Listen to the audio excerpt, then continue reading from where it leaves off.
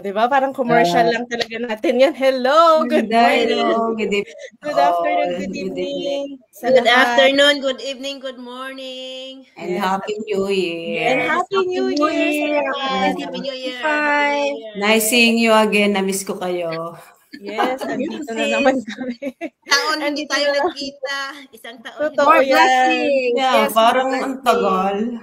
Yeah. Diba, parang ano lang, oo. Ayan, ito ang ating mga salamat for joining, mga ka-empowered at sa lahat ng mga nanonood dyan ngayon, kung anong oras yan.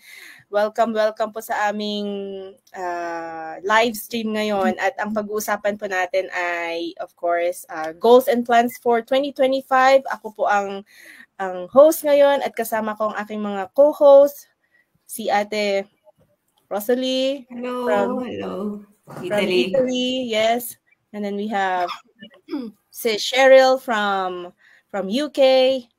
And then Sis Fe from USA. O, diba? Talagang iba-ibang tayo ngayon. Iba-ibang country. Kaya yun ang kagandahan sa ating business. Tayo ay global. So, as we step into a brand new year po, this is the perfect time para mag-reflect tayo kung saan tayo, ano yung naano natin last year, na-achieve natin, at magsiset na naman ulit tayo ng mga goals for this new year. So, whether nagfo-focus kayo sa personal growth, professional milestone, strengthening yung mga family bonds natin, or mag-explore ng new ventures, today ay magdi-discuss po tayo all about dreaming big and of course creating actionable plans para ma-turn yung mga plans natin and goals into reality. So, sa mga nandyan, grab your coffee or tea or whatever that keeps you going and let's chat about 2025. Yay!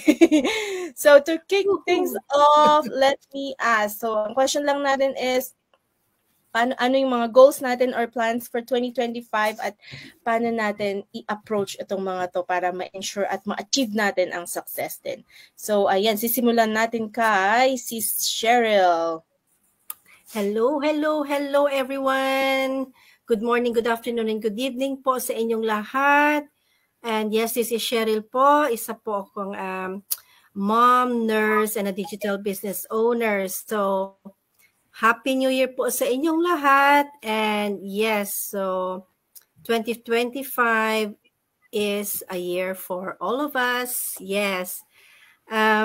So 2024 has been a transformation, a year for transformation for all of us, you know.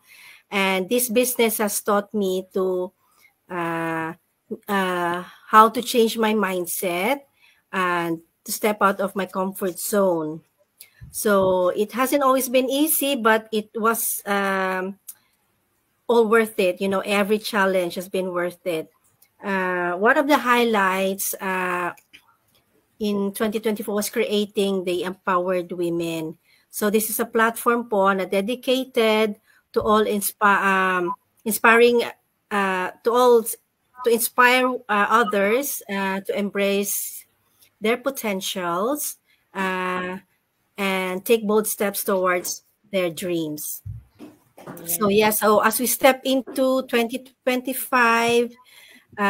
my goals as a business owner is to inspire more people and to make an impact to others, especially, you know, as a nurse mom and a digital business owner. This year is going to be more about balance, you know, balance how I manage my my career, my job, and family while continuing to build this business that not only empowers me but also help others to realize their potential. So yes, let's make this 2025 a year of growth. Yun lang po. So, yes, Sis Malu? Yes, I love it. I love it. Kasi parang by default talagang marireward din yung mga mindset natin as soon as nandito ka din sa digital business. At napakaganda ang iyong sinabi, si Cheryl, dahil andun yung pag-inspire at pagbibigay ng impact natin sa mga, lalo na sa ating mga fellow moms or yung mga parents dyan, kahit anumang backgrounds ka. parents, single mom, single dad, or single, like bachelor, diba? Mga gustong mabago ang kanilang mga buhay. So, dadako naman tayo kay Sis Rosalie from Italy. Hello, I'm Rosalie and from Padova, Italy. And Happy New Year to you. Sa mga parte ng mundo ka nandyan. So, here we are again, empowered women ng nagmula sa iba't ibang parte ng mundo. So, ako nga po na taga Padova, Italy, as a business owner, proud business owner, and ginagawa ko po ito. Kahit ako tempo pieno or full-time dental assistant, nagagawa ko pa rin ang business na ito. So, talagang it's very, sabihin natin, nagagawa ko lang kahit ako'y busy sa aking pagtatrabaho, nagagawa ko pa rin siya. So, alam mo yun, mga ka-empowered. So, nakaka-inspire, nakaka-encourage na kahit busy ka, talagang may oras pa rin. So, as we move forward as a year na ito, 2025, so yung aking mga plans and goals, so yung mga plans ko this year is I will do more lives. Alam mo yun, be bold. Be bold doing lives more at may mga plans ako to do more interviews. So ito yung aking mga plano. And para sa personal, tsaka yung mag-grow pa more, hindi lang naman kasi yung parang para sa ibang tao, but for me as personally na gusto ko mas grow more pa, hindi lang para sa ibang tao. So, I want to engage more, alam mo yun, kasi lahat naman ng business mag-i-start ka, alam mo yun, mag-umpisa ka sa mababa hanggang sa unti-unti makikita mo yung result. So, yun, I want to inspire more people. And syempre, unahin ko muna yung pamilya ko. Yes, of course.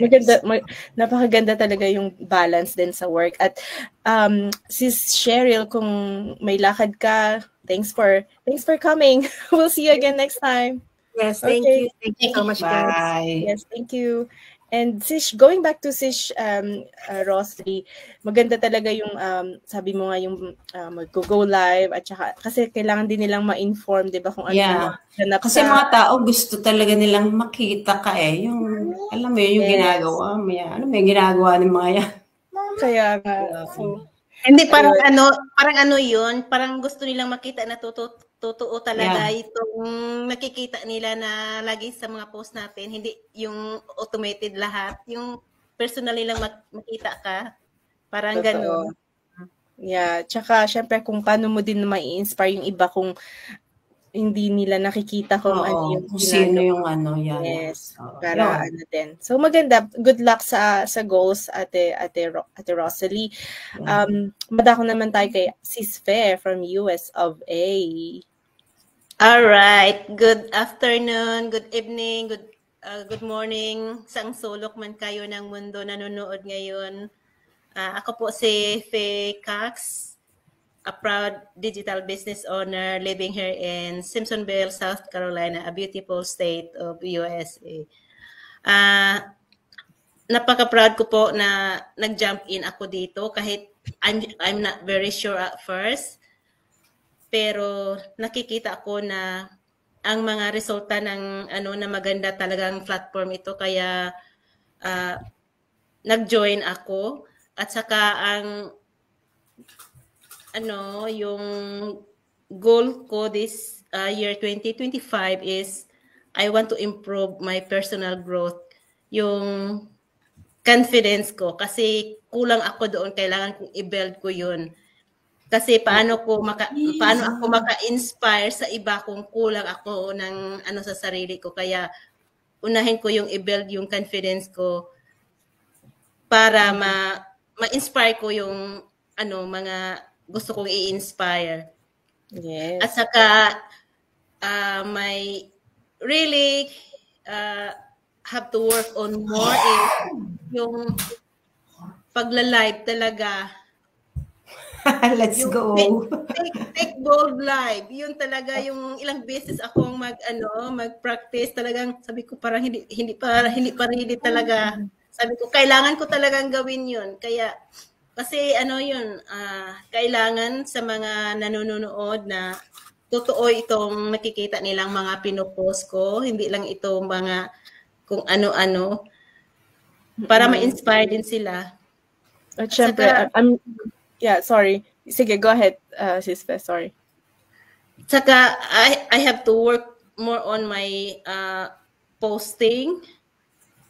Mm-hmm.